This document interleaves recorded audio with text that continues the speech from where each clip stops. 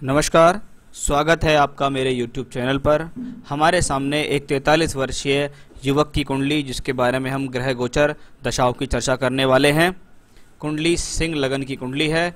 सूर्य लगन के मालिक हैं और चंद्रमा वृषभ राशि में दशम भाव में उच्च के होके बैठे हैं। लगन के स्वामी सूर्य, दशम के मालिक शुक्र, और दशम के मालिक शुक्र के साथ साथ चंद्रमा आपकी वृषभ राशि में बैठा है। आपकी राशि के मालिक भी शुक्र है। लगन के ऊपर जो प्रभाव है वो मंगल का प्रभाव है। मंगल इस कुंडली में योग कारक है।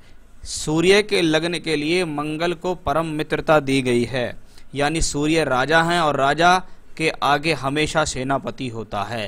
यानी राजा ऑर्डर करता है, सेनापति उसको फॉलो करता है। यानी ये मंगल आपको जीवन में भूमि, जमीन, जायदाद, वाहन, सुख देने में सक्षम होगा। भाग्य का लाभ देगा, क्योंकि भाग्येश होकर मंगल सप्तम भाव में बैठा है। कभी कभी ये सिचुएशंस आफ्टर मैरिज आप व्यक्ति का भाग्य उदय कर देती है। वहीं योग कारक मंगल जब सप्तम भाव में शनि की राशि में हो तो आप मांगलिक हैं। लेकिन यहाँ मंगल बहुत अच्छी पकड़ में है, केंद्र में बैठा है, त्रिकोण का स्वामी होकर केंद्र में है, राजयोग बना रहा है। आपके दशम भाव आपके लग्न और धन स्थान को देखता है। यानी व्यक्ति वायदे से पक्का आदमी है, जो उसने कह दिया उस पर अटल रहता है, अपनी बात को इधर उधर नहीं टालता, नियम कानून से अनुशासन से चलने वाला है। स्थिर लगन है, स्वभाव में स्थिरता देता है, गहनता देता है। व्यक्ति किसी भी चीज़ का इंतजार करता है जीवन में कि हाँ, मैंने इसके प्रति मेहनत की है तो इसका फल मुझे अवश्य मिलेगा। मंगल हमेशा से एक एनर्जेटिक प्लैनेट कहलाता है। और आप देखिए नवांश कुंडली में मंगल थर्ड हाउस में एग्जॉल्टेड हैं, उच्च के हुए हैं। इसका मतलब जीवन में मंगल सदैव सहयोगी। जब जब जीवन में मंगल की महादशा या अंतरदशा आएंगी, आपको निश्चित ऐसा मंगल तरक्की देगा। लगन पे ऊपर अन्य कोई भी प्रभाव नहीं है। लग्नेश राजयोग में है। सूर्य कुंडली के अष्टम भाव में, लग्नेश अष्टम में हो तो घर से दूर जाकर भाग्योदय हो रहा है, दूर स्थानों से संपर्क हो रहा है। पिछले समय में ऐसा कहा जाता था कि जलीय यात्रा करके बहुत दूर जाएगा। अब क्या होता है, हवाई जहाज समुद्रों के ऊपर से निकल जाता है। पहले जहाज जाते थे, इसलिए एर्थ हाउस से बहुत ज़्यादा देखा जाता है विदेश यात्रा या दूर जाके काम करने की स्थितियाँ। सूर्य अष्टम भाव में बैठा है, मित्र की राशि में है, साथ में है दशमेश और तृतीय शुक्र जो कि उच्च के हैं, और साथ में दो धनदायक ग्रह। पहला ग्रह जो कुटुंब से धन दिलाता है, दूसरा बुध ग्रह जो कि आपके स्वयं के काम धंधे से धन दिलाएगा। ये राजयोग बन रहा है एर्थ हाउस में। यानी व्यक्ति घर परिवार से भी मजबूत है, किसी प्रतिष्ठित परिवार में पैदा हुआ है जहां उसको जीवन में सुख सुविधाएं मिली, और अब वो स्वयं इतना कैपेबल है कि स्वयं के बल पर वो जीवन में कुछ करने में सक्षम है, सुख सुविधाएं अर्जन करने में सक्षम है। बस इतना है कि उसको अपने जीवन में कुछ अच्छा करने के लिए अपने जन्म स्थली को छोड़कर अन्य स्थान पर जाना पड़ेगा। तो ये सूर्य, शुक्र और बुध का बहुत सुंदर राजयोग एर्थ हाउस में बना। जब राजयोग या धनयोग एर्थ हाउस में बनता है तो उसको प्राप्त करने में थोड़ा वो स्ट्रगल करा देता है, लेकिन इसको कोई खराब कॉम्बिनेशन नहीं कह सकते। शनि इस कुंडली में 12th हाउस में है। 12वें घर का शनि, क्योंकि सप्तमेश होके वक्री होकर 12वें घर में बैठा है, इसका मतलब टू ट्रैवलिंग्स ये भी करा रहा है, विदेश यात्रा ये भी करा रहा है, कार्य के लिए नौकरी के लिए विदेश यात्रा कराएगा। साथ ही साथ मैरिड लाइफ में शुरुआती तौर पर वाइफ से रिलेशन में कुछ प्रॉब्लम भी देगा। ये कॉम्बिनेशन मैरिज को डिले करने में भी सक्षम है। यानी शादी से संबंधित जो सुख है जीवन में कभी कभी उसे प्राप्त करने के लिए देरी हो जाती है, तो वो कॉम्बिनेशन यहाँ दिखता है। शनि छठे का मालिक होकर द्वादश में बैठा है। यानी शनि की महादशा या अंतरदशा जीवन में कभी आएगी तो आपसे कुछ ज़्यादा संघर्ष कराएगी, या साथ ही साथ मैं कह सकता हूँ कुछ आपकी हेल्थ को भी प्रॉब्लम देगी। शनि आपके जीवन में नवंबर 2024 से आएंगे। छठे का मालिक द्वादश में वक्री हो रहा है। आने वाले समय में हेल्थ को सुधारना पड़ेगा या हेल्थ पर विशेष ध्यान देना पड़ेगा, नहीं तो आप अपनी ही लापरवाही के कारण अपने स्वास्थ्य का नुकसान कर लेंगे। चंद्रमा उच्च का होके, लेकिन द्वादशेश होके दशम में उच्च का है और दशमेश है अष्टम के अंदर। यानी फिर से ये कॉम्बिनेशन है कि घर से दूर से स्थानों से जुड़कर यदि आप काम करेंगे तो जीवन में तरक्की हासिल होगी। उच्च का चंद्रमा इस बात को रिप्रेजेंट करता है। साथ में बृहस्पति हैं।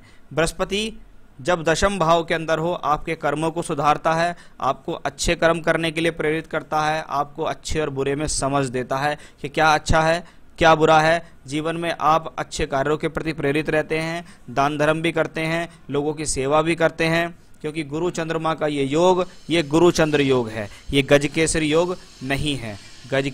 गुरु चंद्रमा का योग जब दशम भाव में बनता है तो ये कॉम्बिनेशन कहलाता है कि मैं दानी, धार्मिक और सत्यवादी किस्म का व्यक्ति हूँ, मैं अपने कर्म के अंदर गलत चीज़ों को इन्वॉल्व नहीं करूँगा। तो ये बृहस्पति यहाँ से बैठकर अपने हाउस को देखता है, यानी आपको भूमि जमीन जायदाद का सुख देगा, शत्रु पक्ष को कंट्रोल करेगा, प्रतिस्पर्धाएं यानी कंपटीशन में जीत दिलाएगा, धन देगा, बोलचाल के तौर पर, वाणी के तौर पर धन देगा। बहुत अच्छी बात यह है कि बुध और बृहस्पति दोनों धन स्थान को देते हैं, यानी ये व्यक्ति अपने जीवन में स्वयं के बल पर बहुत अच्छा अचीवमेंट प्राप्त करने में सक्षम है, स्वयं के बल पर धन अर्जित करने में सक्षम है। राहु केतु इस कुंडली के अंदर 3 और 9वें घर को इंडिकेशन देते हैं। इसका मतलब ये राहु केतु के दशाएं जीवन में कभी भी आएंगी, स्थान परिवर्तन करा सकती हैं, प्लेस चेंज करा सकती हैं, काफ़ी यात्राएं करा सकती हैं। बाकी कोई प्रॉब्लम की स्थितियां राहु केतु नहीं दे रहे। नवांश में देखिए मंगल उच्च के हुए हैं, शुक्र भी उच्च के हैं, तो और लगन है यहाँ मंगल का, तो ये नवांश में प्लैनेटरी पोजीशन ठीक है। दशांश में केंद्र खाली है। जब दशांश का केंद्र खाली होता है तो व्यक्ति अपने जीवन में चेंजेस करता है काफ़ी, कभी मकान बदल लेगा, कभी नौकरी बदल लेगा, कभी काम बदल लेगा कि मैंने अब ये काम करते हुए काफ़ी दिन हो गए, फिर दूसरा, फिर तीसरा। यानी अगर आप नौकरी के फील्ड में हैं तो नौकरियां काफ़ी चेंज होती चली जाती हैं और हर बार कोई ना कोई तरक्की ही जीवन में दिखाई देती है। लेकिन यहाँ का जुपिटर जो कि आपका लगन और 10th दोनों का मालिक है, 12th हाउस में बैठा है, ये भी यही दिखाता है दूर स्थान से तरक्की, लेकिन प्रोफेशनल लाइफ आसान नहीं। जीवन में जो भी प्राप्त किया है वो बहुत संघर्षों से प्राप्त किया है और अभी भी संघर्ष कर रहे हैं, या इसको कह सकते हैं जीवन में संघर्ष के बल पर जीवन में ऐसा व्यक्ति विजय प्राप्त करता है। रिस्क टेकर होता है, रिस्क लेने में क्षमता होती है, उसके भीतर के रिस्क लेंगे तो जीवन में तरक्की प्राप्त करेंगे। तो वो स्थितियाँ साफ तौर पर शो हो रही हैं। बृहस्पति की महादशा चल रही है आपको। बृहस्पति इस कुंडली में सभी जगह बेहतर है। 16 साल की बृहस्पति की दशा 2024 में खत्म हो जाएगी। 2008 से बृहस्पति आपके जीवन में आया, जिसने कहा कि मैं आपको कर्म भी दूंगा, सात्विक कर्म दूंगा, दूर स्थान से जोड़ के कर्म कराऊंगा, विदेश यात्राएं, हवाई यात्राएं कराऊंगा, प्रोफेशनल लाइफ को बेटर करूंगा। तो वो बृहस्पति ने आपको दिया भी होगा। अभी मार्च 20 से जुलाई 21 तक गुरु में चंद्र चल रहा है। चंद्रमा कोई खराब स्थिति में नहीं है, यहाँ द्वादशेष होकर दशम में है और यहाँ 2nd हाउस में बैठा है। इसका मतलब चंद्रमा की दशा में छोटी मोटी यात्राएं करेंगे। हो सकता है काम के लिए रोजाना आपको 70-80 किलोमीटर, 100 किलोमीटर तक की यात्रा करनी पड़ती हो, आना जाना पड़ता हो, चाहे ड्राइविंग हो, चाहे किसी भी चीज़ से हो।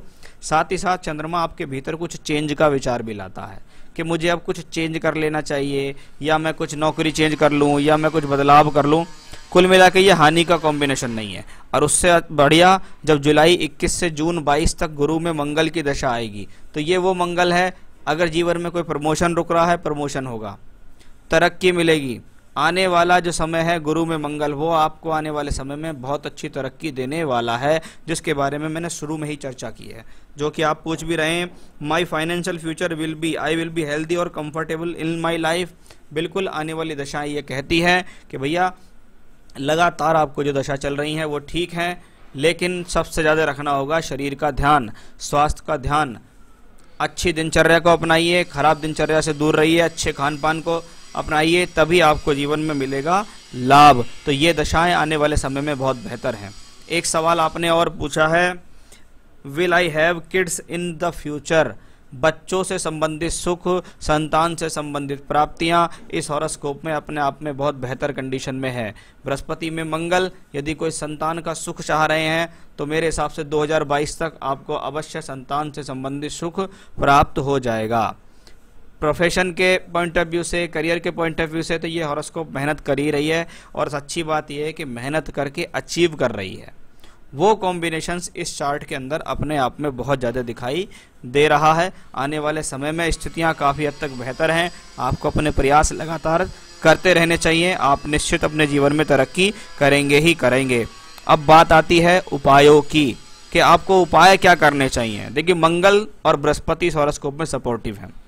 जब ऐसे प्लैनेटरी पोजीशन सपोर्टिव होती है तो मैं व्यक्ति से कहता हूँ हनुमान जी की पूजा रोज करो। बजरंग बाण करो, हनुमान अष्टक पढ़ो, हनुमान चालीसा पढ़ो, कुछ भी करो, लेकिन हनुमान जी की पूजा रोज करो। नित्य प्रतिदिन आपको सुबह भी और शाम हनुमान जी की पूजा करनी चाहिए, बाकी कोई पूजा करने की आपको ज़रूरत नहीं है। एक अच्छा सा श्रीलंकन पुखराज आपको यहाँ धारण करना होगा, जो आपकी प्रोफेशनल लाइफ के लिए, हेल्थ के लिए सभी तरीके से बेहतर रहने वाला है। आप चाहें तो अच्छी क्वालिटी का पुखराज मुझसे भी प्राप्त कर सकते हैं। मैं आपके एड्रेस तक आपको पुखराज की रिंग बनाकर प्रोवाइड करा सकता हूँ। तो ये था आपकी हॉरोस्कोप का एनालिसिस। कुंडली अपने आप में बेहतर है। आपने अपने जीवन में अपनी हिम्मत और साहस के बल पर अचीवमेंट्स किए हैं और आगे भी करेंगे। नमस्कार।